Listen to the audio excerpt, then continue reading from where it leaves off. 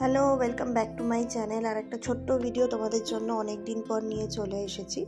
তো এরকম ক্লিয়ার বোতল অনেকেই আমরা ইউজ করি, কিন্তু এইরকম বোতল তো অনেকের কাছেই থাকে। তাহলে নিজের বোতলকে কিভাবে ইউনিক লাগবে সেটারই একটা ছোট্ট ভিডিও তোমাদের সাথে শেয়ার করতে চলেছি।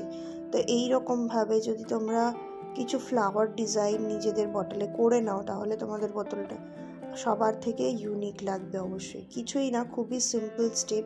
যে কোনো ফ্ল্যাট একটা তুলিতে করে তোমার ফেভারিট কোনো একটা কালার তোমরা নিয়ে নিতে পারো। আমি এখানে ইয়েলো কালার নিয়েছি এবং যেইভাবে করছি এইভাবে পেটেলগুলোকে করে ফেলতে পারো।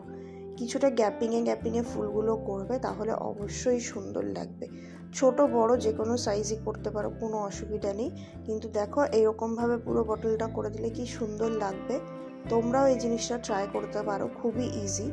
আমি এখানে অ্যাক্রিলিক কালার দিয়ে করেছি, যেটা দিয়ে করলে কিছুক্ষণ এটা শুকাতে হবে, কিছুক্ষণ না বেশ খানিকক্ষণই এটা শুকাতে হবে, নয়তো উঠে যাবে। তোমরা যদি চাও জিনিসটা অনেক দিন স্টে করুক, তাহলে অবশ্যই তোমরা ফেব্রিক কালার ইউজ করতে পারো, তাহলে ওটা অনেক ভালো স্টে করবে। তাহলে দেখো আমি এটাকে কিভাবে কমপ্লিট করছি। তোমাদের যদি কোনো রকমের হেল্প লাগে তোমরা অবশ্যই কমেন্ট করতে পারো, আমি তোমাদেরকে সাহায্য করে দেবো। তোমরাও চাইলে নিজেদের যে ক্লিয়ার বটলগুলো আছে সেগুলোকে এইভাবে কালার করতে পারো।